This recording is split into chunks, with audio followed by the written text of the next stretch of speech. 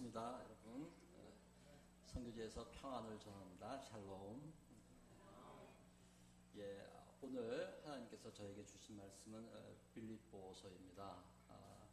빌립보서 이 말씀을 나누기 전에 여러분들 솔직히 제가 어떤 사역을 하고 있는지 잘 모르시잖아요. 저는 이제 의료 선교사예요. 목사이면서 그 이전에 전문직으로서 이제 의사이기 때문에 아프리카 탄자니아에 지금 살림집은 탄자니아에 있지만은 실제로 사역은 케냐와 또 우간다, 또 이번에 이제 에티오피아까지 다녀왔어요. 그래서 동부 아프리카를 돌아다니면서 그렇게 사역을 해요. 그래서 제가 잠깐 사진 몇 장을 준비해 왔어요. 사진 잠깐 소개하는 의미로 사진 몇 장만 볼게요. 사진 보여주세요. 저희 사역지 이렇게 가다 보면 이제 이런 길을 지나가게 되는데 이게 개미집이에요. 개미가 밑에서 땅을 파갖고 이렇게 위에다 흙을 쌓아 올린 거죠. 엄청난 크기예요. 지나가시죠. 다음. 여기가 이제 마사이 마을인데 이렇게 하이에나 같은 이런 떼가 있기 때문에 이제 가시나무를 이렇게 울타리를 치고 있고요. 다음. 굉장히 한낮에 뜨겁기 때문에 염소 떼들이 저렇게 그늘을 해서 이제 쉬고 있는 모습입니다. 다음. 거기에 이제 마사이 집들이 있어요. 다음. 그 집 안에 들어가면 이렇게 가재도구가 있는데 이게 가재도구 전부 다예요. 이 집은 좀 부잣집이죠. 그래도 그릇이 여러 개가 있으니까요. 가운데 화덕도 보이고요. 전체 컴파운드 내에 이렇게 집들이 여러 개가 있는데 보통은 이제 마사이는 이제 일부 다처예요. 보통 와이프가 4명까지 있는데 집들이 하나씩 있고 저곳에 이제 전기도 없고 물도 없기 때문에 저런 곳에 이제 의료 사역 들어갈 때는 저희가 저곳에서 이제 잠을 자게 되는데 그 앞에다 텐트를 치고 자게 됩니다. 그 다음에요. 현지에 있는 교회인데 제가 처음에 갔을 때 교회에 이 벽만 세워져 있었어요. 그래서 마침 이제 선교 후원금을 일으켜갖고 그 위에 이제 지붕을 씌워갖고 햇빛도 피하게 되고 비도 피하게 되고 그 옆에 이제 물통을 설치해서 우기 때 빗물을 받아서 그것을 식수로 하게 되었습니다. 그 다음. 아까 교회 내부에서 들어가서 이렇게 현지인들은 처음 보는 초음파 장비를 통해 갖고 전기가 없으니까 이제 발전기랑 여러 가지 이제 장비를 가지고 가서 진료를 하게 됩니다. 다음. 초음파하는 모습이고요. 다음. 현재 멋쟁이 할머니, 귀걸이, 목걸이 주렁주렁 많이 달릴수록 부잣집이고 신분이 높으신 분이에요. 다음. 많은 사람들이 이제 교회로 몰려오게 되는데 그 중에는 교회에 한 번도 안 나온 사람들도 진료를 받기 위해서 의사를 처음 보니까 이렇게 교회로 로컬 교회로 나타나게 됩니다. 다음. 조금 안 좋은 장면은 지나가고요. 무서운 장면은 또 현지에 엄마하고 아기가 사실 자세히 보면 얼굴이랑 전부 다 파리가 더덕더덕 붙어 있어요. 그 다음. 멋있는 미인이 한 명 안에 들어있는데 저희 집사람입니다. 현지에서 텐트 미인이 아닌가요? 또 다음. 저 차 보면 저기 이렇게 여러 가지 의료 장비랑 발전기랑 싣고 현지 아이들하고 같이 사진 찍었어요. 그 다음. 저랑 같이 찍었고요. 그 다음. 얼굴 자세히 보입니까? 얼굴에 파리가 대충 한 50마리 옷에 달려있죠. 워낙 위생 상태가 안 좋기 때문에 그래서 많은 질병도 가지고 있습니다. 그 다음. 현재 있는 또 다른 마을에 에이즈 고아원이에요. 그래서 이제 아이들이 다 부모들의 에이즈로 이제 돌아가시고 나서 그곳에 방문했던 곳입니다. 다음. 현재 이제 물이 없기 때문에 아이들이 다 피부에 병이 많아요. 상처가 심하고요. 다음. 또 그 다음. 아내는 전공은 아니지만은 저기서 저를 도와서 약을 싸갖고 약을 이렇게 해주고 있습니다. 그 다음. 또 다른 의사 선생님이 한국에서 오셔서 저희랑 같이 동역하시는 모습이고요. 다음. 또 다음. 여기는 이제 우간다예요. 우간다에서 우리 선교사님이 현지에 교회를 개척해갖고 현지인 목사님을 세우고 그래서 이제 이곳에서 이제 우리가 복음을 전하기 위해서 이곳에 인구가 절반 이상이 무슬림이에요. 다 이슬람이기 때문에 이 사람들을 갖다 교회로 끌어들이기 위해서 가장 좋은 게 사실은 이제 의료사역 같은 종교성을 내세우지 않은 그러한 사역입니다. 그래서 여기에서 이것도 이제 처음으로 의사가 들어가니까 엄청나게 이제 많은 사람들이 몰려듭니다. 예, 그 다음 예배당 내부 건물, 저게 이제 벽이 저렇게 숭숭숭 뚫려 있죠. 목재가 워낙 부족하니까 저렇게 되면 이제 햇빛만 가려도 아주 좋은 예배당 건물입니다. 예, 다음 그 예배당 건물 옆에 텐트를 치고 저기서 임시 진료소를 꾸몄습니다.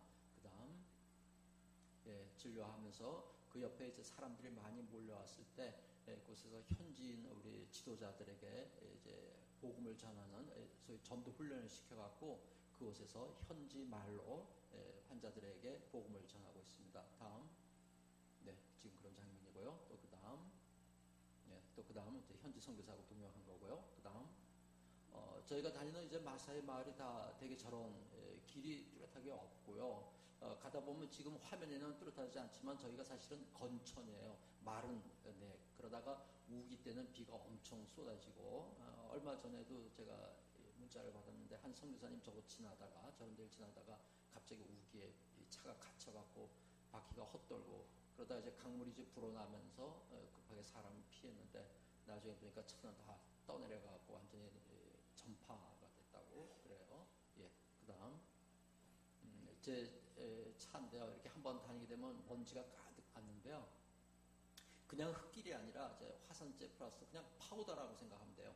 비가 오면 저게 그냥 진흙길이 되면서 빙판길하고 똑같아요. 차가 막 좌우로 지그재그 이렇게 움직이는 그런 길입니다. 예, 그 다음 가다 보면 이런 보너스로 하나님께서 타조도 보여주고 사실은 기린이랑 코끼리랑도 많이 보는데요.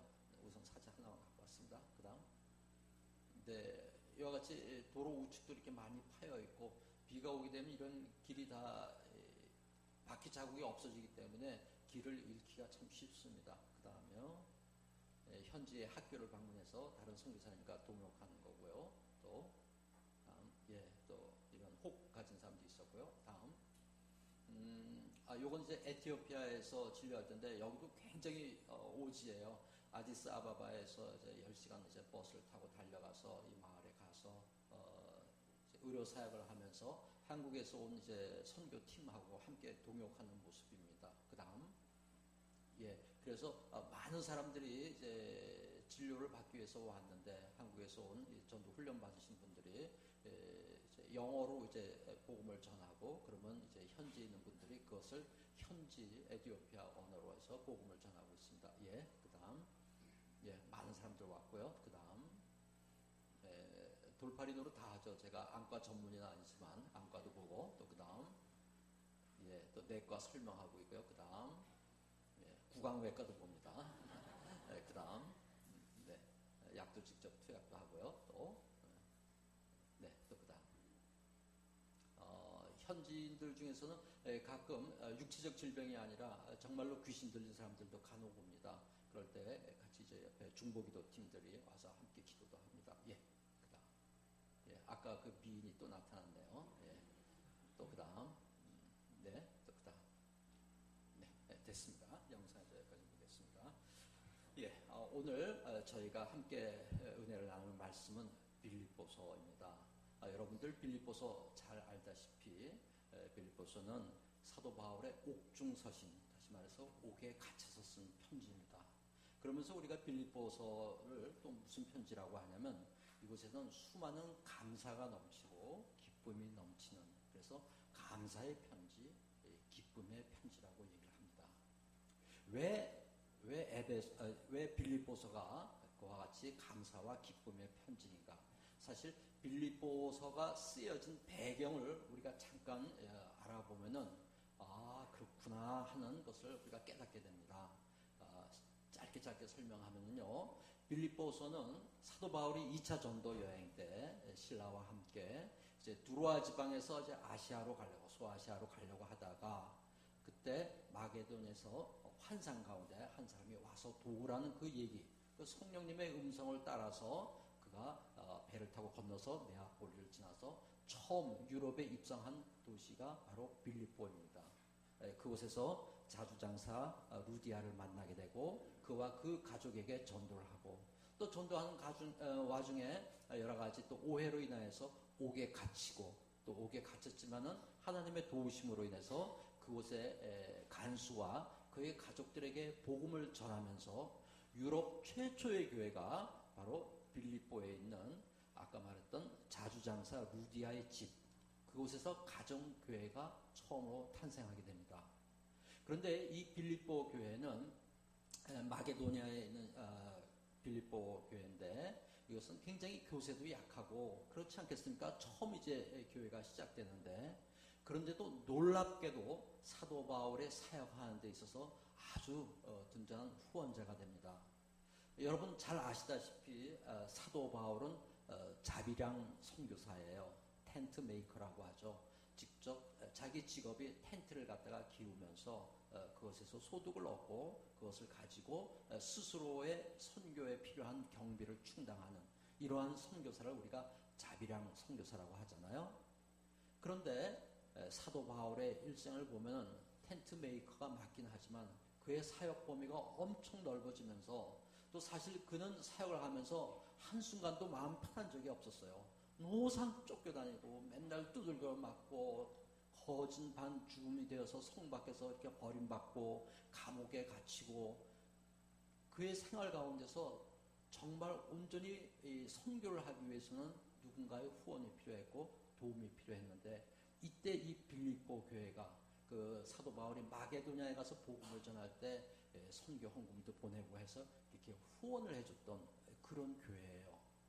그러다가 어느 날 빌립보 교회가 사도 바울의 이제 소식을 수소문하다 보니까 사도 바울이 로마의 감옥에 갇혔다는 얘기를 듣고 야 이거 어떡하냐 우리 선교사님이 거기 감옥에 갇혀서 고생하는데 이 선교사님을 가서 위로하고 좀 격려하고 병도 들었는데 가서 옆에서 지켜줄 사람이 필요하겠다.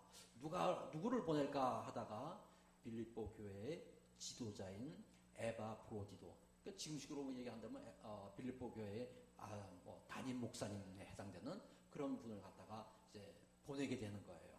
선교 헌금하고 사도 바울이 필요한 여러 가지 물품들을 함께 챙겨서 로마의 그 감옥에 보내는데 사도 바울의 이제 수종을 들게 하기 위해서. 그런데 그때 당시에 지금하고 틀려갖고 그때 당시에 빌립보에서 로마까지 가려면 이거 뭐 몇 달을 갔다가 뭐 말도 타고 뭐 배도 타고 뭐 별별 거 다 타고 가야지 않겠습니까? 하도 그 여행길이 길고 힘들고 지치다 보니까 막상 로마에 도착해갖고 사도 바울을 병 간호해 주려고 했던 에바 브로디도가 오히려 병이 걸렸어요. 그래갖고서는 그야말로 내일 모레 이렇게 막 다 죽게 된 거예요. 그러니 그 에바 브로디도 그 마음은 어떻겠어요? 사도 바울을 도와서 자기가 좀 도와주려고 왔는데 자기가 또 아파갖고서 병 간호를 받고 또 그걸 바라보는 사도 바울의 마음은 어떻겠어요? 이 사람 멀리까지 왔는데 자기 때문에 병든 거 아니에요. 그 생각을 하니까 빌립보 교회에 대해서 미안한 마음도 있고 너무 감사한 마음도 있고 그래서 그 나중에 열심히 병 치료해갖고 에바 브로디도 목사님이 지금 말하면 그 목사님이 건강이 어느 정도 회복된 다음에 이제 다시금 빌립보 교회로 이제 돌려보내면서 너무너무 감사해서 기쁨의 편지를 쓴 게 이게 바로 빌립보서예요. 이거 빌립보서의 3절 한번 볼게요. 내가 너희를 생각할 때마다 나의 하나님께 감사하며 간구할 때마다 너희 무리를 위하여 기쁨으로 항상 간구함은 쉽게 지금식으로 얘기하면 내가 너희를 생각할 때마다 먼저 감사가 떠오르고 그리고 기도하게 되고 기도하는 가운데 기쁨이 넘친다는 얘기예요. 뭐 어떻다고요? 감사하고 기도하고 기쁨이 넘친다는 거예요. 누가요? 사도 바울이요. 누가요? 제가요. 여기 서 있는 장상호 선교사가요. 바로 상남교회 성도 여러분들 생각할 때마다 그리고 우리 김명재 목사님 생각할 때마다 사도 바울이 느꼈던 그 감사, 그 기쁨, 그리고 기도. 저에게도 똑같은 그런 감정이 있어요. 저 여기 아침에 여기 와서 예배 드릴 때 이렇게 주보를 보니까는 협력하는 선교사 이름에 제 이름이 있더라고요. 얼마나 감사한지 몰라요. 왜 감사하겠어요? 저는 여러분들의 기도가 필요하거든요. 정말 뜨거운 기도가 필요하거든요. 제가 그동안은 이제 세계 이제 단기 선교를 위해서 한 10년 동안 세계 여러 나라를 다니다가 이제 3년 전에 이제 하나님 제 음성을 듣고서는 아프리카 땅을 정하고 그곳에 이제 선교하러 갈 때 그때 사실 저를 이렇게 개인적으로 후원해 주시고 격려해 주신 분은 몇 분 되지 않으셨어요. 힘들고 참 어려운 시기에 김명재 목사님께서 저를 불러주시고 8호 여곳에 불러주시고 맛있는 음식도 사주시면서 저를 격려해 주시고 위로해 주시고 그리고 기도해 주셨어요. 그러면서 선교사님 우리 상남교회 성도들 열심히 기도하니까 힘내셔서 가서 선교 열심히 하십시오. 그때의 격려와 그 위로가 저에게 얼마나 큰 힘이 되는지 몰라요.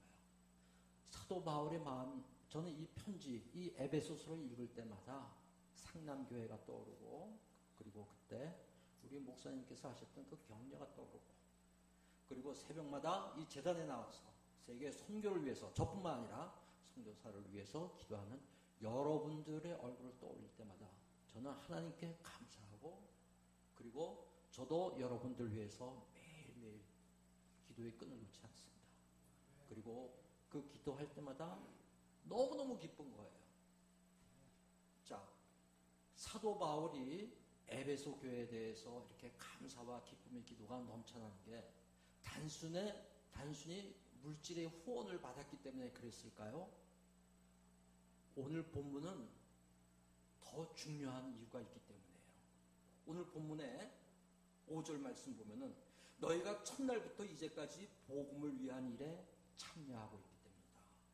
다시 말해서 사도 바울이 복음의 그 현장, 선교 현장에서 복음을 전할 때 그때 첫날부터 지금까지 저희 아프리카 선교의 첫날부터 지금까지 여러분들도 그 복음에 함께 참여하고 있기 때문입니다. 여러분들 그렇게 생각할 거예요. 나는 아프리카 간 적도 없는데 내가 무슨 복음을 참여하고 있지? 그렇지 않아요.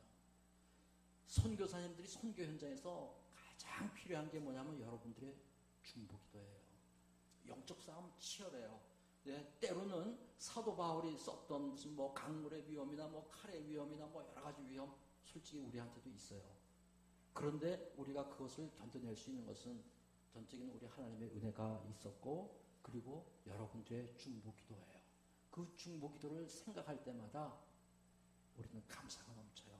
그러면서 나는 우리 상남교회를 생각할 때마다 우리 하나님께 감사하고 기쁨이 넘치는 것은 바로 여러분들이 함께 기도하면서 선교지를 놓고 기도하면서 저뿐만 아니라 많은 선교지를 품고 할 때 그것이 바로 복음에 함께 참여하는 귀중한 일이기 때문에 그래요. 여러분들 선교사 또 선교라고 하면 무엇을 생각합니까? 사실 여러분들의 고정적인 생각으로는 뭐 의료 선교사도 뭐 선교사일까 이런 생각이 들 거예요. 왜냐하면 선교사라 그러면 그래도 뭐 이렇게 땅도 좀 넓게 사고 그리고 거기다가 예배당 건물도 좀 크게 짓고 뭐 예배당 건물을 지을 수 없는 그러한 뭐 이슬람 지역이라면 그래도 뭐 학교 건물이나 뭐 유치원이나 뭐 고아원 아니면 병원 건물 좀 크게 짓고 뭐 그래야지 선교사 아닌가. 사실 우리 얼마 전까지만 해도 선교의 고정적인 그런 패러다임 생각이 그랬어요. 근데 사실 저는 의료 순회 선교하면서 다니기 때문에 그런 건물도 없고 남들 같은 그런 땅도 없거든요. 그런데도 여러분들은 저의 선교 사역에 대해서 함께 중보기도 하면서 저를 이렇게 불러서 또 그 은혜를 간증할 수 있는 시간 주시니 정말 얼마나 감사한지 모르겠어요. 사도 바울이 빌립보 교회를 생각할 때마다 항상 감사하고 기쁨으로써 기도하게 되는 두 번째 이유가 그 다음에 있어요. 6절 말씀. 너희 안에서 착한 일을 시작하신 이가 그리스도 예수의 날까지 이루실 줄을 우리는 확신하노라. 저는 사실 선교를 시작하면서 선교는 내 힘으로 하는 줄 알았어요. 내가 모든 걸 다 준비해갖고 가면은 되겠지. 그런데 그렇지가 않더라고요.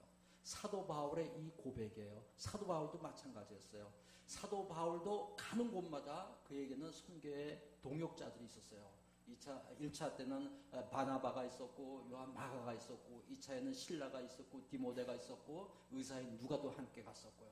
그러면서 각각의 선교 현장에는 또 아굴라와 또 브리스길라 같은 그러한 부부가 있었고 루디아와 같은 그러한 현지에서 가정교회로서 이렇게 사도 바울의 사역을 돕는 많은 분들이 있었어요.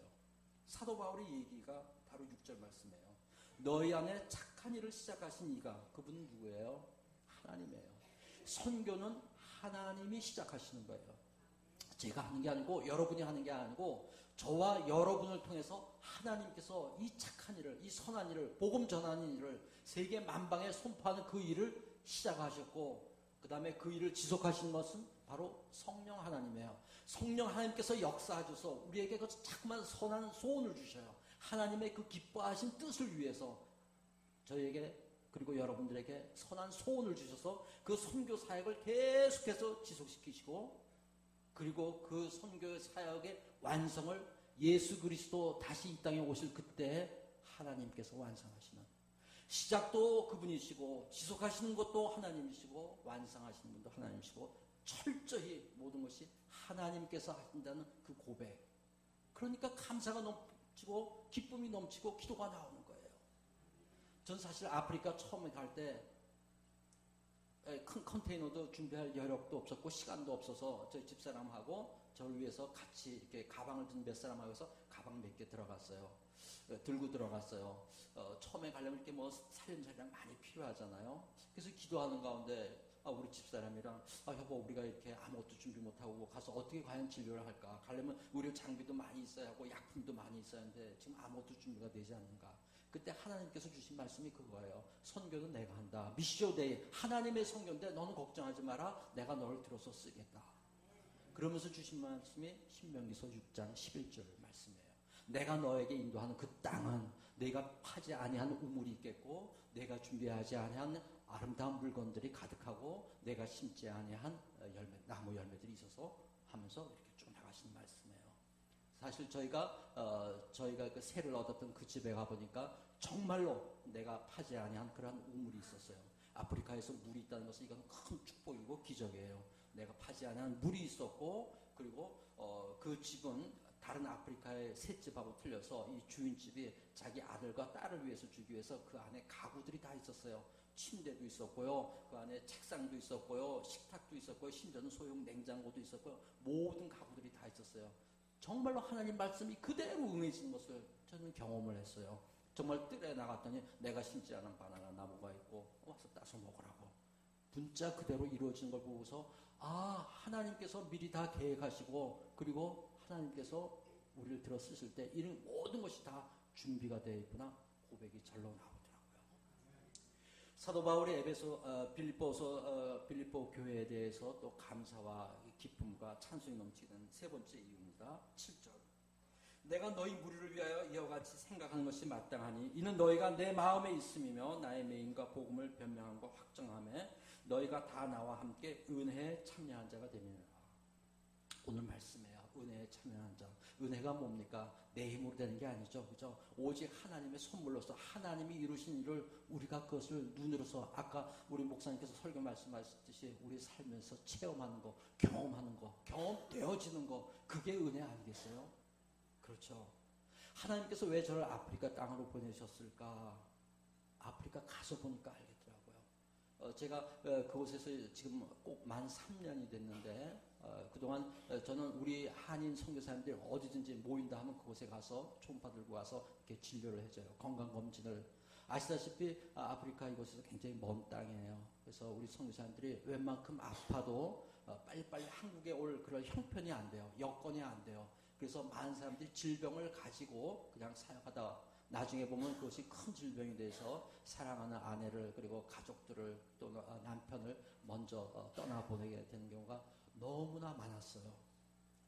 그러던 어느 날 결론부터 얘기해서 제가 3년 동안에 제 손으로 선교사님 이건 지금 암의 전 단계 내지는 암입니다. 위험하니까 빨리 한국 가서 검사하고 수술 받으세요 하고서 진단 보내서 한국에서 조직검사로 확진받고 수술받고 항암 치료하고 돌아온 사람만 11명이에요. 놀랐어요. 깜짝 놀랐어요. 11명. 여러분 엄청나게 많은 숫자가.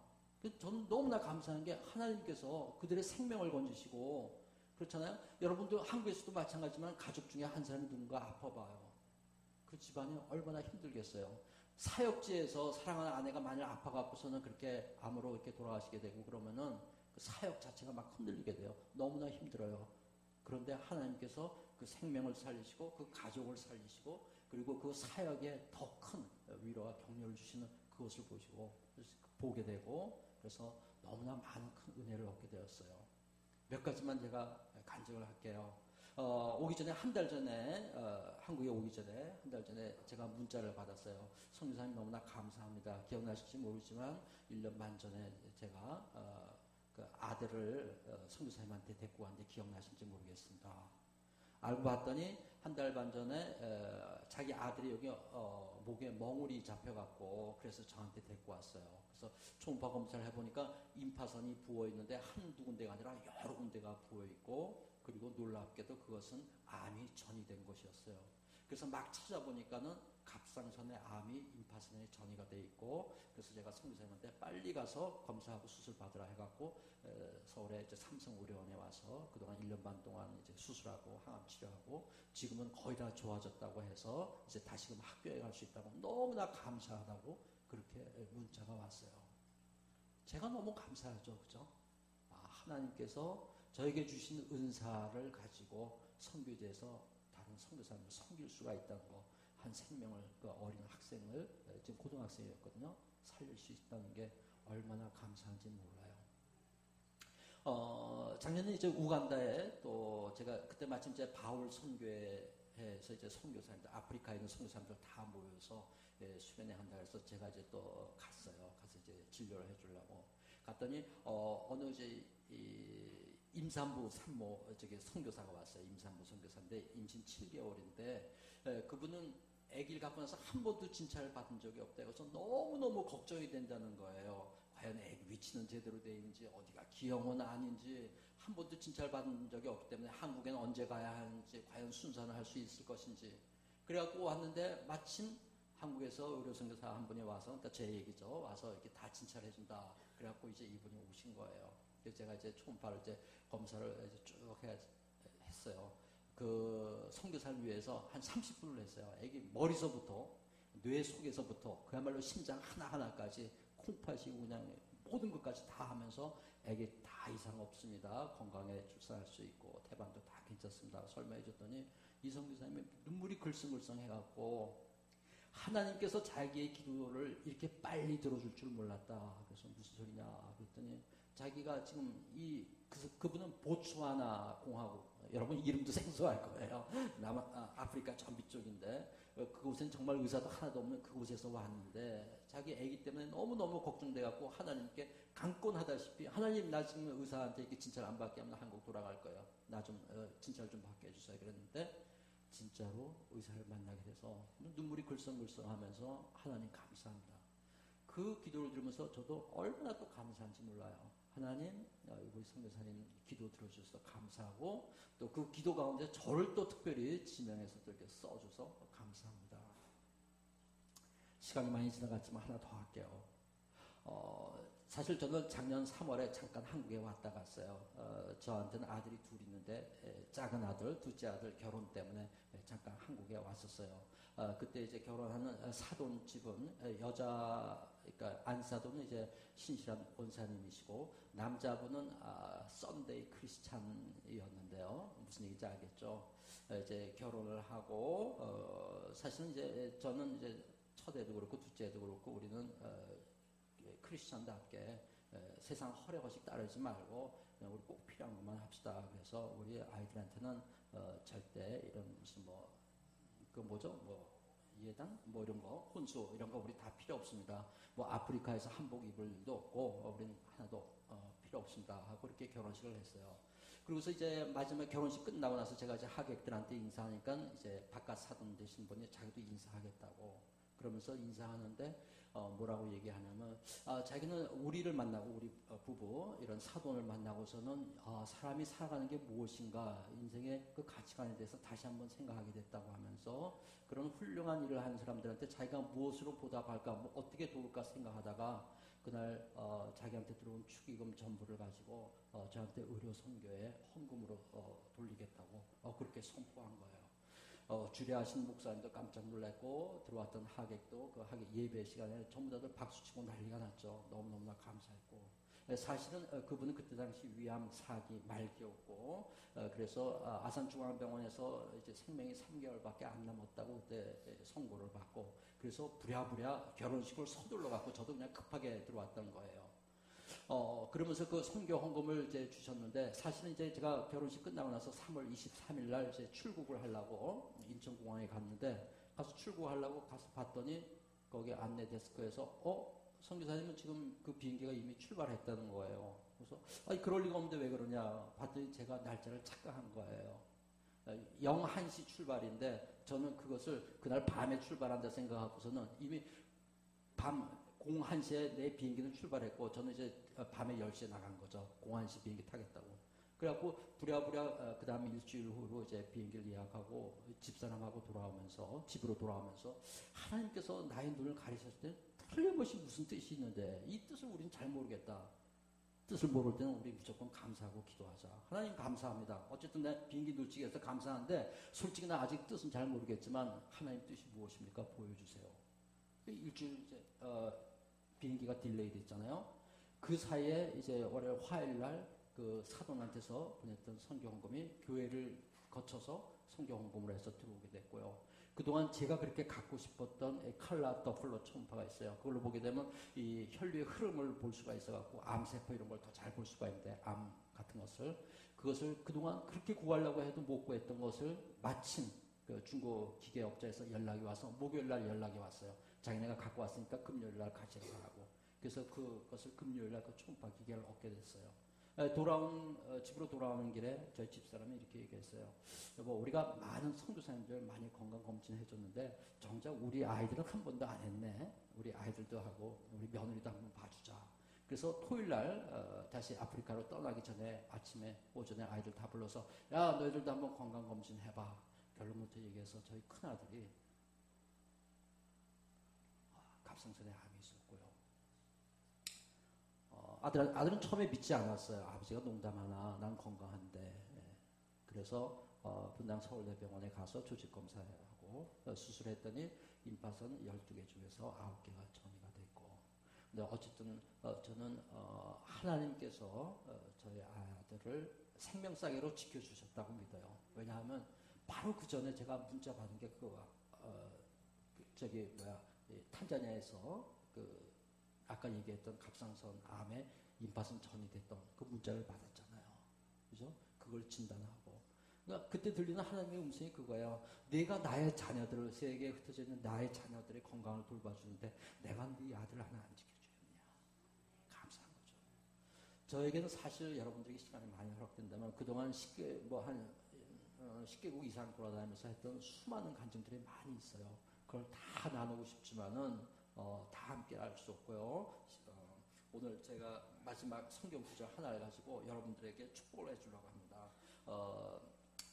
사도 바울이 빌립보 교회에게 했던 말씀이에요. 10절, 11절. 너희로 지극히 선한 것을 분별하며 또 진실하여 허물 없이 그리스도의 날까지 이르고 예수 그리스도로 말미암아 의의 열매가 가득하여 하나님의 영광과 찬송이 되기를 원하노라. 상남교회 성도 여러분들의 삶이 정말 하나님께 드려지는 아름다운 영광이 되고 아름다운 찬송이 되기를 원해요. 무엇을 통해서? 의의 열매. 그 의의 열매는 딴 거 아니에요. 여러분들이 바로 중보기도 하고요. 이 지역을 위해서 여러분들이 기도하고요. 그리고 많은 사람들에게 복음을 전해서 이 성전이 가득가득 넘쳐나는 거. 그렇잖아요. 천하보다 귀한 그 한 생명, 그것을 위해서 여러분들이 전도하는 거 아닙니까? 오늘 제2여전도회 오늘 귀한 모임인데 정말 여러분들의 전도로, 여러분들의 선교를 통해서 이 땅이 복음화되고 이 땅이 치유되고 변화받고 그래야 해서 여러분들의 삶이 하나님께 아름답게 드려지는 영광이 되고 찬송이 되기를 그렇게 축원합니다. 이어서 저희 집사람도 사실은 이제 목사 안수를 받았어요. 나와서 잠깐 간증 부탁합니다.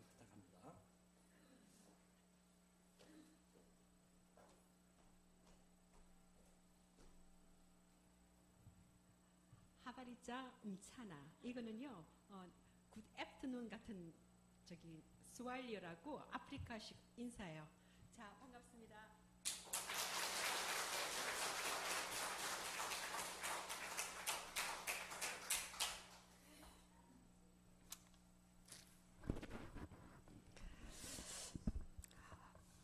여러분 궁금하시지 않으세요? 아까 전에 저희가 비행기 놓치고 나서 그 한밤에 가지고 갔던 짐이랑 다 들고 나오면서 저희가 아빠하고 둘이서 동시에 얘기했어요. 여긴 분명히 하나님의 무슨 뜻이 있을 거야. 왜 우리가 비행기를 놓쳐? 10년 이상을 어려 선교 다니면서 그 수많은 비행기를 타고 다니고 제가 또 이렇게 뭐랄까요? 이렇게 막 조직적으로 뭐 짜고 시간표 보고 이러는 거 아주 정확하게 하는 사람이거든요. 근데 그날은 어떻게 하나님이 저희 눈을 가리시고 그렇게 해서 비행기를 놓치게 되고 그래서 저희가 둘이 동시에 입에서 나왔던 말이 이 일에는 분명히 하나님의 무슨 뜻이 있을 거야 하고 저희가 기도하고 감사하고 돌아왔는데 하나님의 놀라운 뜻과 계획이 있었죠. 그런데 여러분 궁금하지 않으세요? 어떻게 그런 실수적인 일이 일어났는데 갑자기 그렇게 그 순간에 분명히 하나님의 무슨 뜻이 있을 거라고 그 말이 순간적으로 나왔을까요? 그 순간적으로 나온 게 아니고요. 10년 동안 하나님한테 훈련받았어요. 오늘 아침 목사님 말씀하실 때 하나님 아는 것, 하나님 체험하는 거 아주 중요하다고 말씀하셨잖아요. 제가 2003년 1월 달부터 저희 아빠랑 같이 선교를 나가게 됐는데요. 그때 선교 나갈 때 저는 제 생각으로 제일 좋은 기도가 뭐냐면요. 이 기도라고 생각했어요. 하나님 절대 좋은 날씨 주시고요. 절대 사고 나지 아니하고요. 우리 선교팀들 한 사람도 아프면 안 되고요. 가서 진료 잘하고요. 이렇게 해서 다 돌아오게 해주세요. 그리고 이제 그것도 조직적인 표를 나눠가지고 권사님들한테 다 드리면서요. 제가 그랬어요. 이렇게 기도해 주세요. 우리 맨날 며칠부터 이렇게 사역하니까 그렇게 기도해 주세요 하고 기도했어요. 첫 번째 사역이 저희가 필리핀으로 갔는데요. 필리핀에 가서 이제 저희가 첫 번째 사역은 민다나오 섬 그 꼭대기 위로 올라가서 이제 비행기를 타고 민다나오 섬에 도착하고 새벽에 내려가지고 5시간 차를 타고 가서 중간기지에서 하루 자고 그 다음날 또 2시간을 더 올라가서 무슬림한테 가야 되는 날이었어요. 그렇게 이제 기도했죠. 근데 중간기지에서 자는 날이었는데요. 밤에 비가요. 억수같이 오는 거예요. 그래서 제가 그랬죠. 하나님 이러시면 안 되시잖아요. 이렇게 비가 이렇게 오면 우리 내일 저기를 어떻게 올라가요? 하나님 안 돼요. 제가 또 그랬어요. 근데 그 다음날 아침 일어나니까 갑자기 날씨가 확 개인 거예요. 개고 나서 이제 저희가 이제 의료 장비랑 식구들이 많으니까 차가 이제 한 트럭에는 의료 장비를 잔뜩 싣고요. 그리고 또 이제 우린 뒤에 타고 하여튼 이렇게 이제 산꼭대기로 올라가고 있었어요. 그래 이제 올라가는데 봤더니 우리 의료 장비 실은 차가 수렁에 딱 빠져 있는 거예요. 그리고 저희가 타고 갔던 찌푸니는 뒤에서 다 오더니 다 내려라. 당신네들 여기를 지금 차가 빠졌기 때문에 못 올라간다는 거예요. 그래서 하나님 어째 이런 일이 우리가 이렇게 기도했는데 이렇게 얘기했죠. 그러는 순간에 그 산꼭대기에 사는 무슬림들 중에 제일 높은 그 술탄이라는 사람이요. 청년 10명하고요. 자기네들이 한밤에 비가 잔뜩 오니까 분명히 이 차가 여기서 빠질 거다. 그러니까 우리가 기다렸다가 밧줄로 끌어가지고 이 차를 끌어내야 되겠다 하고 생각했던 거죠. 그러고 막 저희가 우왕좌왕하는 사이에 그 사람이 나와가지고 그 줄을 묶어가지고 차를 그 기계 실은 차랑 장비 있는 것들을 빼냈어요. 빼내고 나니까 그 다음에 저희 이제 사람들이 타는 차는 못 간대요. 갈 수가 없대요. 그러면 어떻게 해요? 걸어가야죠. 그래서 저희가 이제 장비 꺼낸 거 실 꺼내가지고 다 메고 이제 그 2시간 정도로 이제 거기를 걸어가는 거예요. 햇빛은요 하늘에서 막 쨍쨍하죠. 짐은 무겁죠. 어젯밤에 밤샘 해갖고 그 전날부터 잠 못 잤죠. 너무너무 힘든 거예요. 그러면서도 이제 저희가 리더니까 뭐 복음 들고 산을 넘는 자들의 발길 이러면서 열심히 이제 올라갑시다 이래서 올라가고 있는데 저 위에서 보니까요 그 꼭대기에 사는 사람들이 이렇게 보고 있는 거예요. 저희를. 저 사람들 무슬림인데 우리를 이렇게 보고 있네? 어떻게 하지? 그래 가가지고 이제 올라서 거기를 탁 갔더니 거기는 제일 높은 사람이 그러는 거예요. 필리핀 정부에서도 버린 우리를 갖다가 당신네들이 어떻게 해서 그 한국에서 와가지고 그 차가 고장나서 올라오지 못하는 길을 당신네들이 어때 이거를 가지고 들고 여기까지 와서 이렇게 진료를 할 수 있느냐. 그날 복음 전했거든요. 근데 사람들이 무슬림들이 예수님 영접 많이 했어요. 근데 제가 그날 돌아와서 생각했는데 내가 기도를 잘못했구나. 하나님 나는요 비도 안 오고요 사고도 안 나고요 이렇게 하게 해주세요 기도했는데 하나님 뜻은 그것이 아니었어요. 하나님은요 우리가 잠깐 수렁에 빠진 그것을 이용하셔서 그 사람들 마음을 열어놓고요 저희가 복음이 들어갈 수 있도록 이미 그 작업을 쭉 하나님이 하셨던 거예요. 그래서 제가 그때부터 돌아봐서 생각하는 게 기도 내 마음대로 해서 안 되겠다. 내 마음대로 기도하면 내가 하나님을 조정하는 거잖아요. 그런데 빌립보 2장 13절에 보니까 너희 가운데서 행하시는 이는 하나님이시니 자기 뜻을 위하여 너를 기쁜 소원을 두고 행하겠다고 말씀하셨거든요. 그럼 우리가 하나님 뜻대로 기도해야지. 하나님 뜻대로 기도하면 분명히 하나님이 들어주실 거야 하는 그런 것들이 제 삶 가운데 기도의 모습들이 바뀌어져 가고 있었어요. 하나님 안에서. 그래서 이제 하나님 조금 알았죠. 근데 목사님 제가 몇 시까지 해야 되죠? 해도 되는 거예요? 네. 이제 그 다음 또 선교여행을 또 준비하고 있었어요. 제가 선교여행을 저희가 갈 때는 보통 많으면 한 30명도 가고요. 더 많으면 50명도 가요. 근데 제가 하는 일은 뭐냐면 모든 약품 정리하고 가서 또 의사들이니까 잘 먹어야 환자를 많이 보잖아요. 그러니까 식단부터 딱 준비해갖고 이렇게 우리 보통 비행기 타면 1인당 20kg 가져간다 그러면 사람들한테는 다 기내로 가져가라 그러고 공용용품은 절대 이 안에 난 개인용품 못 넣습니다 이러면서 짐을 철저하게 싸죠. 그러면서도 제가 이제 갈 때마다 늘 하나님 앞에 기도해요. 하나님 메뉴를 짜죠. 하나님 여기서 무슨 메뉴 해갖고 뭐 먹으면 좋겠어요? 하나님 뭐 할까요? 그런데 딴 때는 제가 생각하기를 하나님 김치찌개하고 맨 마지막에 김치찌개 우리 보통 그 선교지 가면 먹는 스토리 있잖아요. 뭐죠 여러분? 카레 짜장밥 네 가다가 맨 끝에 김치 씌워지면 김치찌개 네 그렇게 하죠. 근데 그날은 갑자기 너 고등어 갖고 가 그러시는 거예요. 고등어 자반? 하나님 고등어는 왜요? 고등어 그럼 어떻게 갖고 가죠? 생각해보니까 괜찮을 것 같아요. 씻어가지고 물도 없고 전기도 없는데 가지만 이렇게 따닥따닥 해갖고 얽혀갖고 가서 필리핀의 선교사님 보고 그랬어요. 선교사님 나올 때 아이스박스에 얼음 넣어 갖고 오세요. 그랬더니 얼음 넣어 갖고 오셨어요. 그 이제 고등어 갖고 갔죠. 근데 이제 그날 저희가 나가는 날 저를 아는 어떤 분이 저희한테 제가 아까 얘기했죠.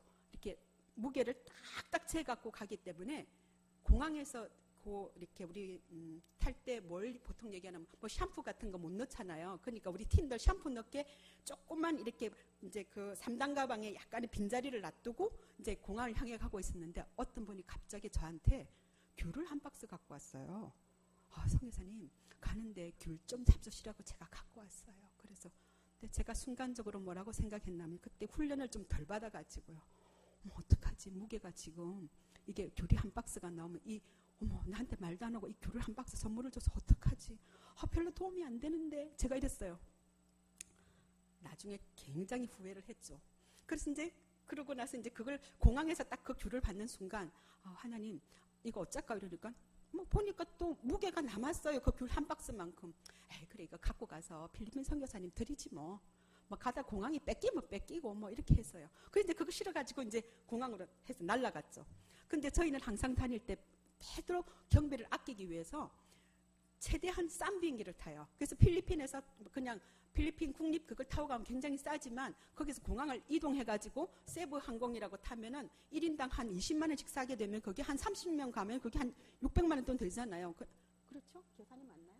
참 모르겠어요. 하여튼 돈이 남아요 많이. 그 이제 저희가 이제 세부 공항으로 넘어가려 그러는데 저희가 약속한 대로 그 공항에서 오는 셔틀버스가 안 오는 거예요. 그래서 장상호 선교사는 셔틀버스 하러 갔고 저희는 이제 국제공항에서 미아처럼 앉아가지고 막 기다리고 있는데 어떤 아저씨 한 분이 이제 같이 갔던 처음 선교사가 따라갔던 분이 저한테 이렇게 보고 있는 거야. 너네 어쩜 일도 지지리도 못하냐. 내가 저런 사람 믿고 여기 와갖고 지금 보니까 공항에 셔틀버스도 안 와. 도대체 어떻게 하자는 거야. 그랬는데 한 2시간쯤 기도하고 있는데 셔틀버스가 왔어요. 그래서 저희가 세부항공 쪽으로 넘어갔어요. 넘어가서 딱 보니까 그날이 무슬림들 축제날이었어요. 그래서 제가 첫 번째 했던 계획은 거기 가가지고 일찍 가서 거기다가 돗자리 펴놓고 앉아서 좀 쉬었다가 밤새 내내 비행기를 타고 가야지 하고 생각했는데 가서 보니까는 무슬림들이 거기 인산인해를 꽉 찬 거예요. 근데 저희 셔틀버스가 거길 딱 가서 저희가 한 보통 움직일 때 1톤 정도 짐을 갖고 다녀요. 선교사님들 필요하다는 것까지 다 실어서. 근데 입구에다가 짐을 다 탁 내려놓더니 그 차는 가버렸어요. 그래서 제가 팀장들한테 빨리 가서 이거 미는 카트 좀 갖고 와버렸더니 무슬림들이 다 갖고 가고 카트도 하나도 없는 거예요. 어머, 큰일 났다. 어떡하지? 근데 들어가는 입구가 2개가 있는데 한 개는 이렇게 레일을 딱 쳐놔서 요 안에 가서 서서 이렇게 딱 들어가야 되는데 저희는 요 레일 바깥에다 짐을 뿌려놓고 갔어요. 근데 우리가 이렇게 돌아서 올라니까 이 짐을 어떻게 불감당인 거예요. 근데 요 옆에 문이 또 하나 딱 더 있는데 아저씨 우리 일로 좀 들어가면 안 돼요. 그러니까 그 아저씨가 안 돼요. 요새 뭐 텔레비 나오는 거 있죠. 안 돼. 딱 그랬어요. 그래서 어떡하지? 그러고 있는데 갑자기 제 머릿속에 이럴 때는 사람이 좀 마음을 이렇게 그거 해서 아까 그 몇 번 가방 안에 귤 있는 거 꺼내갖고 우리 귤 먹읍시다. 그러니까 사람들이 더 웃기죠. 그 한밤중에 공항 안에서 귤 꺼내서 귤 먹읍시다. 그러니까 사람들이 저 사람이 왜 귤 먹자 그러지? 이러는 것 같아요. 근데 귤을 딱 꺼내는 순간 있잖아요. 여기 아까 안 된다고 한 아저씨. 그 아저씨가 저에 있는 귤을 막 보고 있는 것 같아요. 그래서 이제 딱 돌아보니까 아니나 다르게 보니까 한국 귤이거든요. 그래서 제가 이렇게 해갖고 그래 니도 좀 먹어라. 니도 좀 줄게. 그래서 가서 귤 딱 줬어요. 귤 주는 순간요. 그 아저씨 입이 이렇게 벌어지더니요. 너네 일로 들어가래요. 다. 제가 하나님 앞에 얼마나 회개했는지 몰라요. 모든 일에 원망과 시비가 없게 해라. 항상 기뻐하고 항상 감사해라. 저는요 그 귤이 그렇게 쓰일 줄 몰랐어요. 하나님의 뜻은 하나님은 이사야서 55장에 보면 내 생각은 네 생각하고 달라. 내 길은 네 길하고도 달라. 네가 못 보지. 내가 먼저 봐갖고 내가 귤이랑 다 준비해서 보내는데 너 왜 아까 전에 귤은 왜 줘? 너 왜 그랬니? 하는 이런 경험들이 저한테 계속 쌓여져 가기 시작했어요. 그래가지고 이제 드디어 산 꼭대기로 올라갔죠. 비행기 타고 잘 갔는데. 근데 아까 고등어 말씀드렸잖아요. 그래 아까 전에 이렇게 저한테 계속 이렇게 이제 처음에는 도대체 저 사람들이 선교하는 거야? 뭐 하는 거야? 내가 저런 리더를 어떻게 따라왔지? 이런 아저씨 한 분 계셨어요. 그랬는데 이제 고등어 가져갔으니까 첫날에 빨리 먹어야 되겠죠. 그렇죠, 그죠? 상하기 전에. 그래서 이제 딴 거 있어요. 그냥 꺼내가지고 고추장 좀 넣고 고춧가루 넣고 이렇게 해갖고 제가 또 한 요리는 해요. 그래서 이렇게 해갖고 첫날 점심 때 고등어 자반 졸인 걸 탁 냈는데요. 아까 그분이 이 세상에서 제일 좋아하는 게 고등어래요. 네. 그래가지고 그분이 그 고등어를 보는 순간 갑자기 확 바뀌었어요. 와, 내가 필리핀 산골짜기 이 꼴짜기해서 내가 제일 좋아하는 고등어 나 먹을 줄 몰랐어요. 그러면서 그때부터 그분이 자기는 이런 팀은 처음 봤대요. 이렇게 철저하게 준비해오는 팀은 처음 봤다고. 주님이 하세요. 주님께서 항상 우리가 무슨 일이 있으면은 우리 에베소서 3장 19절 27절 내가 생각하는 것이나 구하는 것에 더욱더 능히 넘치게 하겠다고 주님 말씀하셨거든요. 근데 아까 우리 장상호 선교사가 말했던 것처럼 저희는 지금 현장에 가 있으면서도 이거 하나님이 하세요. 제가 그랬잖아요. 아까 말이 빨라서 빼뜨렸는데요. 저희 약 같은 거 있죠. 갈 때 약 하나도 없이 갔거든요. 그 제가 늘 하는 얘기가 하나님 앞에 그래요. 약 떨어지면 저 한국 돌아가겠어요, 하나님. 아셨죠? 제가 늘 그러죠. 근데 약이요. 제가 생각하지 못했던, 저희들이 생각하지 못했던 곳에서 약이요. 무궁무진하게 날라와요. 왜냐하면 한국에서 온 팀하고 저희하고 연결을 시켜요. 그래서 그 팀들이 진료하고 가면 약을 남겨놓고 가요. 또 이렇게 중요한 약들은 의사 선생님이니까 남겨놓고 가기가 쉬우시잖아요. 그래서 이제 그 약을 저희들이 많이 확보하고요. 아까 전에 장성교사가 말했던 저희 집, 거기 침대가 3개 달려 있더라고요. 처음에는 이제 이렇게 바닥에 누워 자려고 갔는데 그 침대 밑에가 약간 우리 한국하고 달라서 이렇게 침대가 떠 있어요. 그래서 그 밑에다가 제가 약을 다 밀어놔놨거든요. 저 약 깔고 자고 있어요. 네. 그 약 다 쓰면 아직도 한 10년이나 20년 더 해야 될 것 같아요. 그래서 이제 더 건강을 원하고 있고요. 그래서 사실은 이제 제가 하는 사역은 이제 아까 말했는데 저희 날마다 이사 가는 거나 똑같아요. 왜냐하면 아까 말씀드린 것처럼 물 싸고요. 물도 뭐 마실 물, 씻을 물, 아까 전기, 뭐 집에 돌아오면은 빨리 세탁기 돌리고 그다음에 김치 담고 막 이런 거 해갖고요. 저희가 또 들어가는 보통 그 선교사님들은 오지에 계시는 분들이 많으세요. 그 한국 선교사님들이 저희는 그래도 약간 도시에 있어요. 그래서 그 선교사님 사역을 이렇게 같이 조인해서 갈 때는 제가 집에서 김치 담고 꼽을 쳐놓은 라면 가지고 뭐 이렇게 기타 등등 저도 가서 호떡도 만들고 이러거든요. 그래서 호떡 만드는 거 들고 그래서 선교사님을 방문하죠. 그러면 가면은 그 선교사님 사모님이 한 번도 한국말을 못하고 계시잖아요. 그러면 이제 밤새 내내 그 선교사님 사모님하고 이제 주로 저는 그래서 그랬군요. 한국말을 실컷 하시도록 해드리고요. 그리고 또 이제 그분들하고 한국 음식 갖다 드려서 나누기도 하고. 근데 사람들이 그래요, 저한테. 이 한국 음식 한국에서 공수해온 건데 어떻게 저한테 갖고 왔어요? 그거 제 거 아니거든요. 누가 준 거거든요. 누가 주셨겠어요? 저는 빈손으로 갔어요. 하나님 주셨어요. 주라 그리하면 너에게 줄 것이니 흔들어서 눌러서 넘치도록 주겠다고 약속하셨는데 저는 가서 라면 2개 주고 오면요. 그 다음에 갔다 오면 라면이 한 박스가 생겨요. 하나님이 하세요. 그래서 장상호 선교사랑 사실은 아프리카 그 땅에 가 있으면서 누가 그러더라고요. 거기 힘들지 않아요? 안 힘들 리가 있겠어. 한국은 얼마나 좋아요. 근데 그 가운데 하나님이 부어주신 은혜가 정말로 많아요. 그래서 저는 오늘 여러분들하고 나누고 싶은 가장 중요한 거는요. 제가 꼭 드리고 싶은 거는 아까 말씀드린 것처럼 여러분 삶에 어떤 풀지 못할 문제들이 갖고 계십니까? 그럴 때 내 뜻으로 기도하시지 마세요. 아까 저처럼 그렇게 기도하시지 마세요. 이제는요, 제가 무슨 일이 생기면 둘이서 동시에 분명히 하나님 무슨 뜻이 있을 거야. 주님 뜻이 이루어지길 원합니다. 하나님 제가 이 일에 어떻게 기도해야 돼요? 하나님 좀 가르쳐 주세요. 이렇게 기도하면요. 하나님이 말씀으로 가르쳐 주시든지 누구 사람을 통해서 말씀하시든지 또 강대상에서 말씀하시든지 내가 성경을 보다가 말씀하시든지 하나님이 말씀해 주세요. 그래서 저는 옛날에는요. 하나님께서 저희가 마태복음 7장 7절 말씀일 때 구하라 찾으라 두드리라 이거 할 때 저는 옛날에 이렇게 생각했어요. 내가 하나님 앞에 열심히 구하고 내가 그 다음에 찾으러 다니고 내가 두드리고 다니면 될 거야. 저는 옛날엔 그렇게 제가 이해했어요. 근데 10년 이상 이렇게 경험을 쭉 하나님을 알아오면서 요즘은 뭘 하냐면요. 하나님 이 문제 하나님 뜻이 뭐예요? 하고 구하는 기도를 해요. 두 번째는요. 간절히 나를 찾는 자가 나를 만나리라 그랬어요. 하나님 얼굴 좀 보여주세요. 하나님 이 일에 당신의 얼굴을 나한테 좀 비춰주세요. 그럼 하나님 무슨 말씀 하시든지 저희가 말씀하실 거잖아요. 그럼 그 말씀을 붙잡고 계속 하나님 앞에 두들겨요. 하나님 주신다고 약속하셨잖아요. 주님 그렇게 하셨잖아요. 근데 사실은 장성교사랑 저랑 그 칼라 초음파가 너무 각질이 필요해서 하나님 나 초음파 필요해요. 그게 되게 비싼 거거든요. 저희 힘으로는 못해요. 근데 저희가 아무한테 사람한테 말하지 않았어요. 그냥 저희가 그냥 기도했어요. 기도하고 하나님 기도할 때만 하나님 그 초음파 꼭 있어야 되겠는데요. 근데 주님이 하셨어요. 주님이 들어주세요. 너의 작은 신음에도 응답하시는 하나님이라 그랬잖아요. 우리가 기도할 때 언제든지 하나님 뜻이 이루어지기를 기도하고 하나님은 하나님의 뜻은 우리에게 재앙을 주시는 게 아니라 평안을 주세요. 모든 걸 합력하여 선을 이루시는 게 하나님이세요.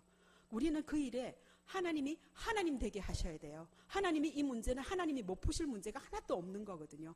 그래서 오늘 제가 나누고 싶은 말씀은 우리 하나님 뜻을 때로 기도하고 안 되면 모르겠으면 그냥 한마디만 하시면 돼요.